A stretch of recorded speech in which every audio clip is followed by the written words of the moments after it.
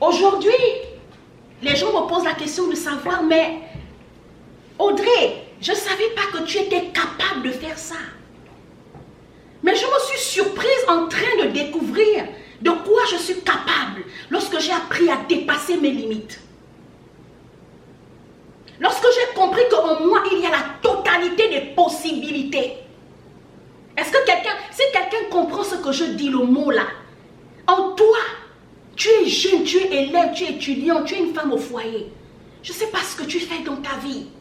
Tu es un sportif, tu es un entrepreneur. Regarde, tu es chrétien, peut-être tu es pasteur. Et puis tu es coincé là. Parce que tu as déjà enregistré des échecs, tu restes coincé sur tes échecs. Mais laisse-moi te dire qu'en toi, en tout homme, il y a la totalité des possibilités. Toutes les possibilités sont en nous. Le pasteur ne rendra jamais ton mariage possible si toi tu ne crois pas que tu peux te marier. L'imam, si tu es musulman, ne rendra jamais ta vie, ne te donnera jamais le bonheur si toi tu ne crois pas au bonheur. Personne ne fera ce miracle à ta place. Absolument personne. Nobody can do that. Never. Ne pense pas à ça. No way. Il n'y a pas cette... Tant que toi-même tu te limites, personne ne viendra changer le cours de ta vie.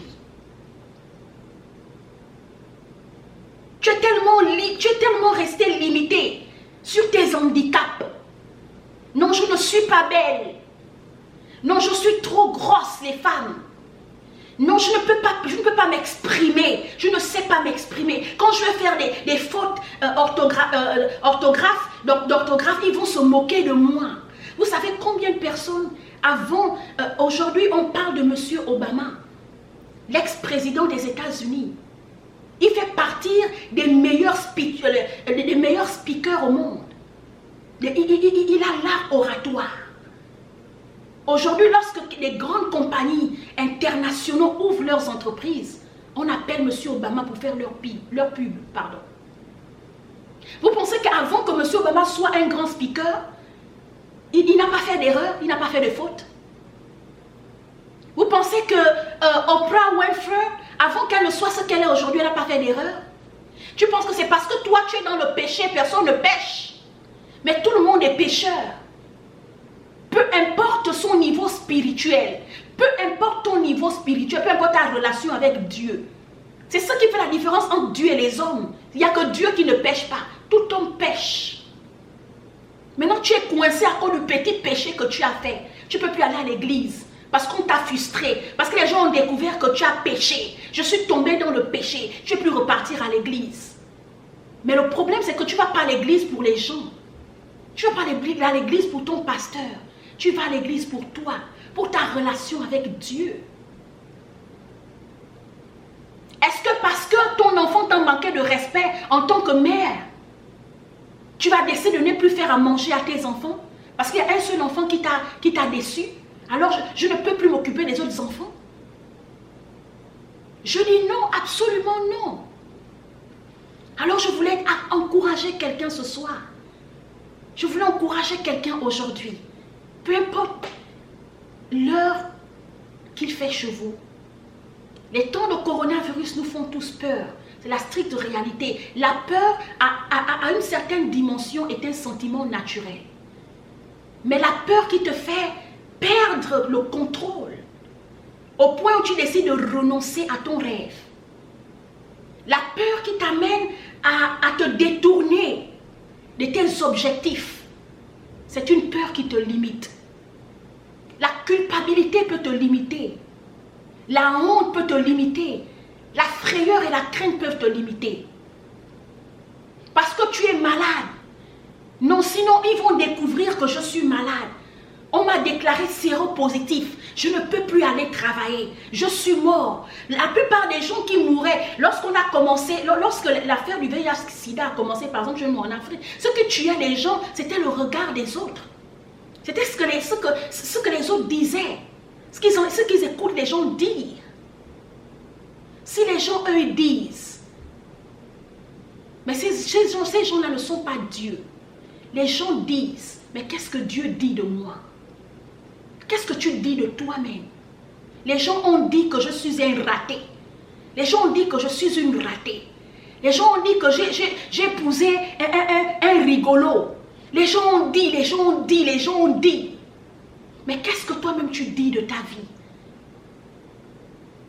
Qu'est-ce que tu dis de ton passage sur la terre?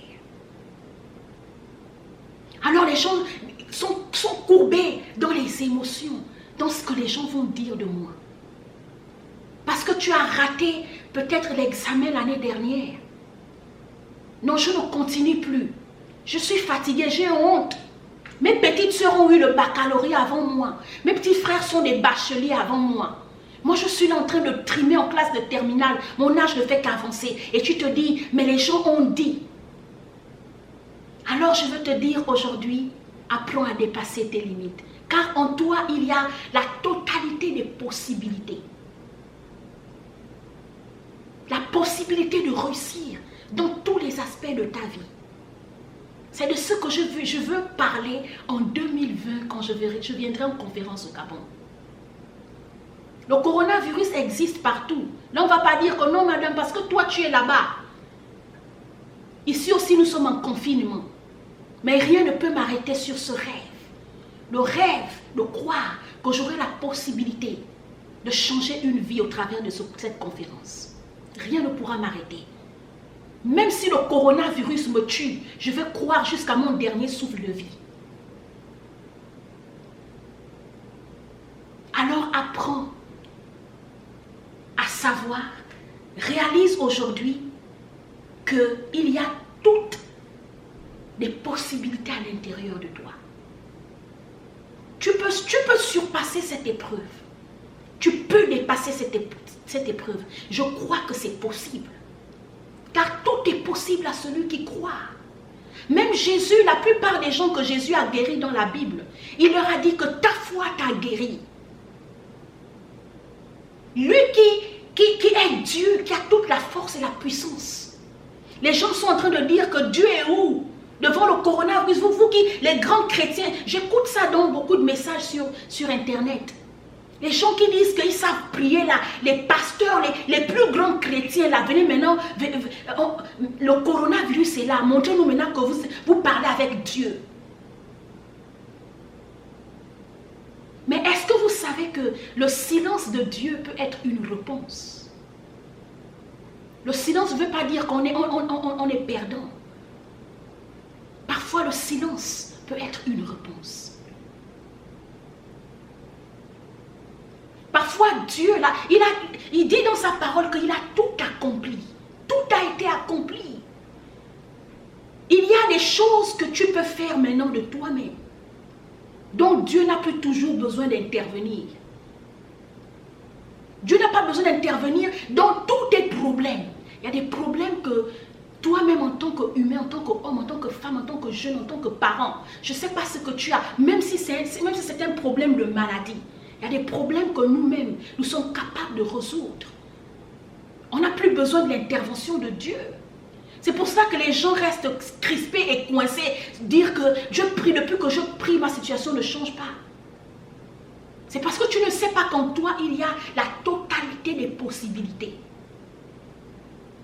C'est possible. C'est possible que cette situation s'arrête dans ta vie. C'est possible. Alors c'est ce que je voulais dire à quelqu'un aujourd'hui. En toi, en moi, en chacun d'entre nous, il y a la totalité des possibilités. Tu peux dépasser tes limites. En toi, tu as envie d'arriver à la licence. Mais les moyens financiers te font défaut. Tu as perdu maman en cours. Pendant que tu es en train de faire l'école, la personne qui te soutenait dans les études est décédée.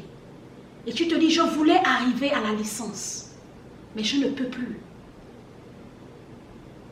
Alors je veux dire à quelqu'un aujourd'hui, apprends à dépasser tes limites. Tout est possible à celui qui croit. Tant tu vis, peu importe le type d'objectif que tu veux atteindre, même si tu as déjà échoué 10 fois, continue d'essayer.